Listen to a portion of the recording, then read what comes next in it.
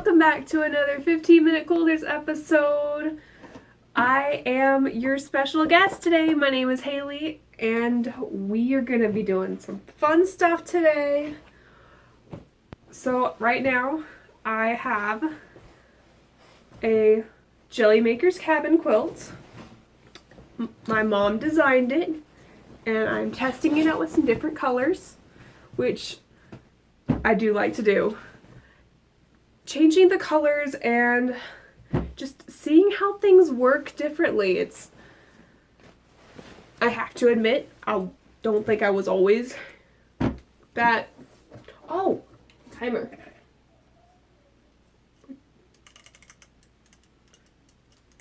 Oh, there we go. Okay, we're good. We're good. 15 minutes started. But as I was saying,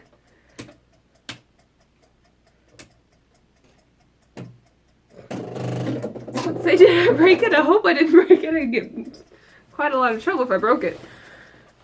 As I was saying, this is the Jelly Maker's Cabin quilt, and I decided to try it with some like foresty green colors and like watercolors, kind of like a cabin in the woods in the middle of spring, rather than the original warm browns and reds of the original. I do love the original, and I found that this pattern was really, really easy to do. I'll leave a link to it in the description as well as on the screen, so if you guys wanted to give it a shot with me, you can. Let's see.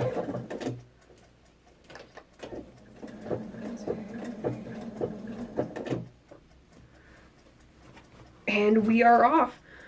Now I've gotten to the point where I am sewing in the ditch, and I'm not the best at sewing straight lines unless it's sewing the pieces together, or to start with, to start making the blocks. I find that this ends up taking up quite a bit of my attention. I'm not as likely to focus on something else, but I will try. I will definitely try. So what are you guys working on today? Anything fun? Let us know in the comments. And also, what is your drink choice of the day? I've got hot chocolate with me here. Still very hot. Probably shouldn't have tried that. I have to say I prefer hot chocolate over coffee. It depends on the kind of coffee, though. Let's see.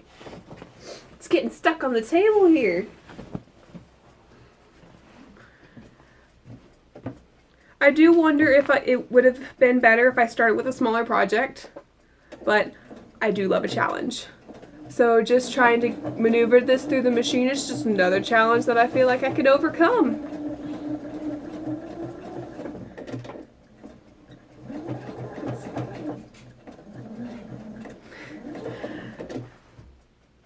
Let's see. We've gotten a couple questions. I'll see if I can remember them all. One of which, I think it was cats or dogs.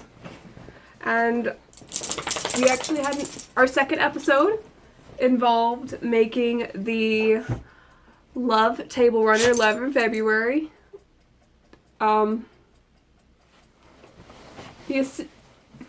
The Pajama Quilter's assistant will hand it to me. Thank you. So as you can see, we prefer dogs. We've had a couple cats in our family, one of which, let's see, can I remember their names? Thomas, yeah, that was it. I thought we had two more. No, Daddy had two cats.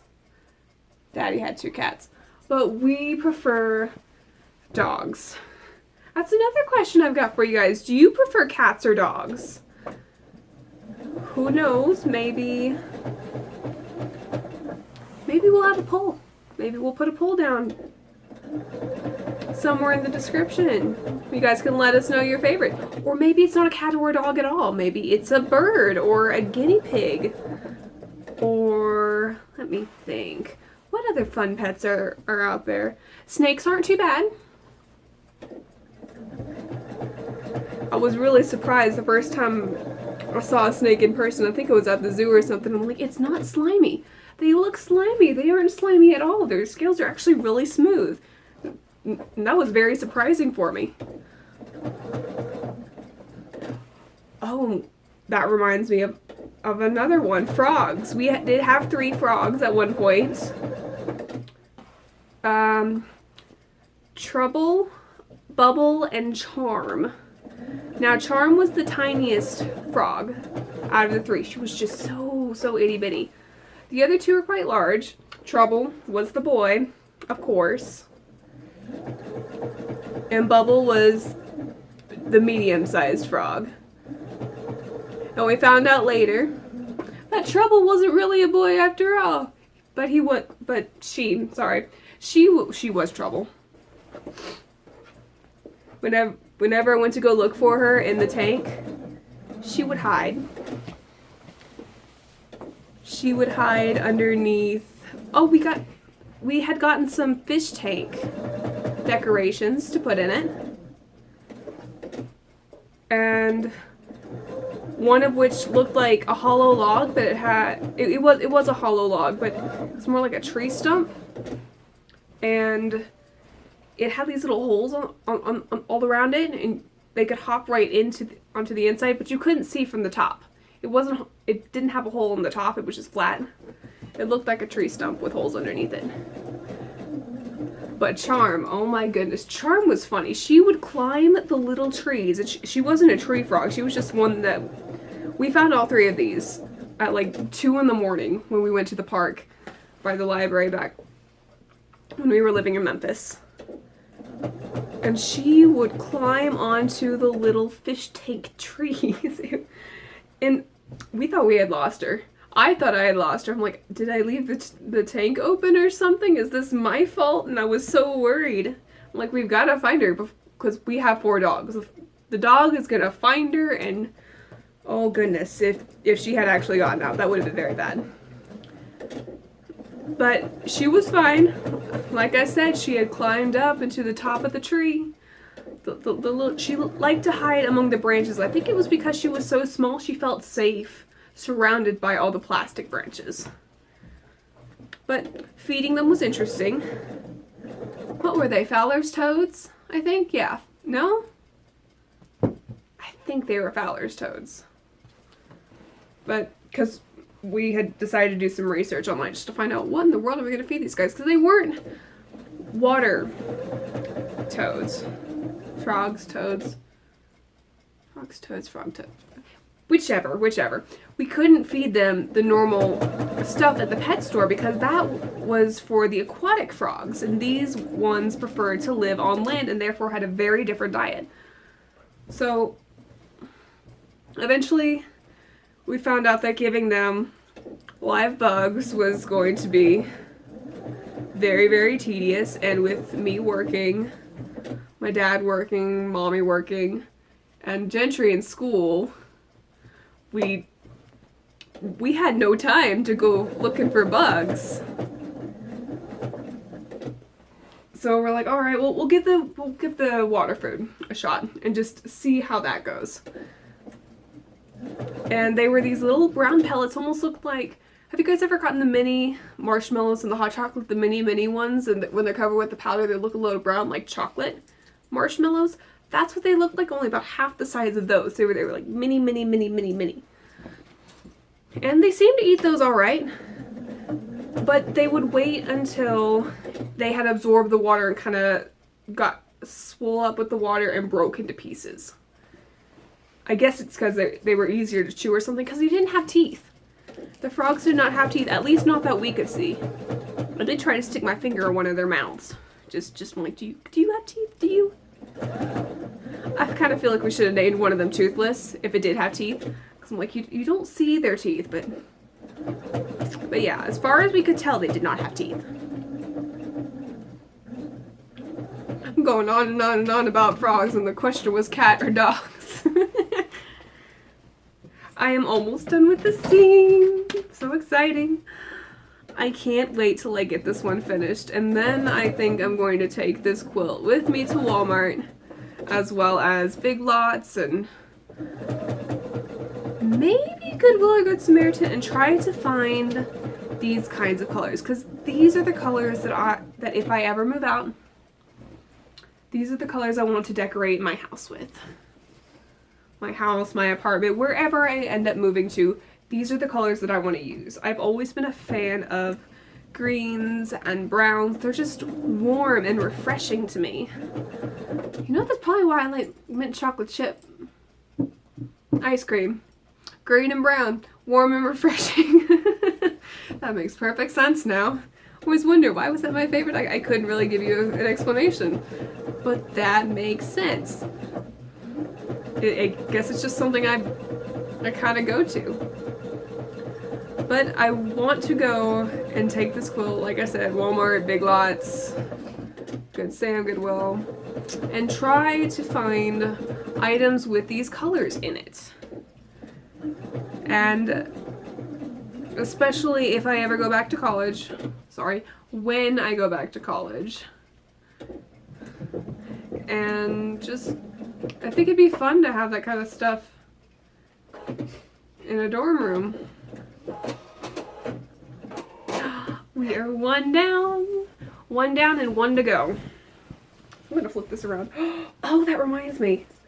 Around the time when I was picking out the fabrics for this, my mom was so wonderful, she let me into her stash. Thank you! I found this one.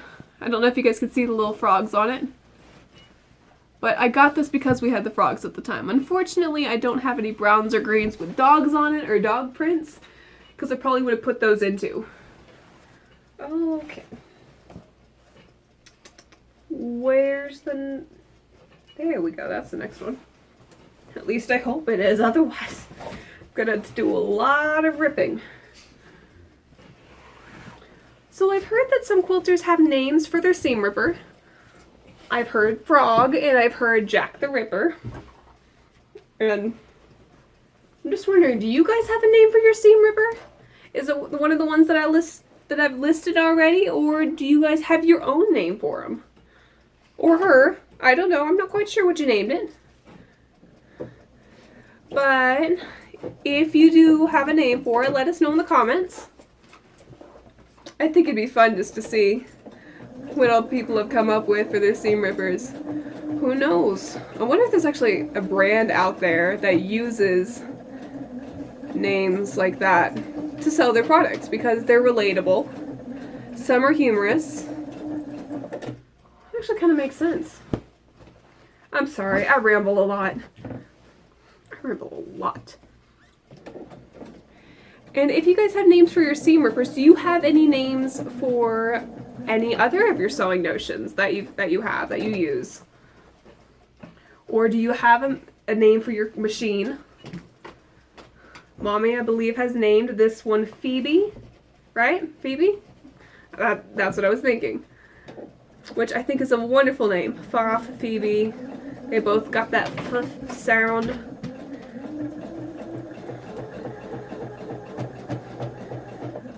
I'm asking you guys a lot of questions tonight. Cats or dogs? Do you guys name your seam rippers, sewing notions, and do you have a name for your machine?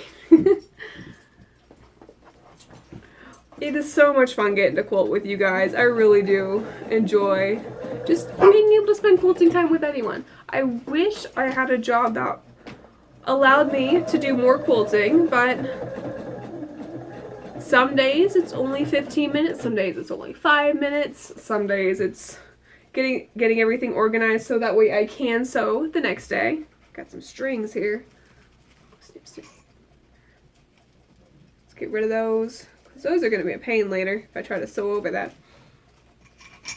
But yeah, anything that you can get done in 15 minutes, 5 minutes, 10 minutes, or even just a minute, just setting up your table for the next time that you guys come, that you are able to go by, and just work on your projects, whether it's for you or for somebody else. I know right now people are making lots of masks. Working at Hobby Lobby, I have cut Oh my goodness, I'm trying to think of how many yards I've cut of just fabric for masks. I mean, cotton is the most popular for masks. There's a couple people who use polyester and say that it helps them to breathe, but personally I prefer the cotton ones. I mean, cotton clothing, for example, is just easier. Oh, time's up. Looks like we're done for the day. Thank you guys for joining us. I hope you have a wonderful morning, evening,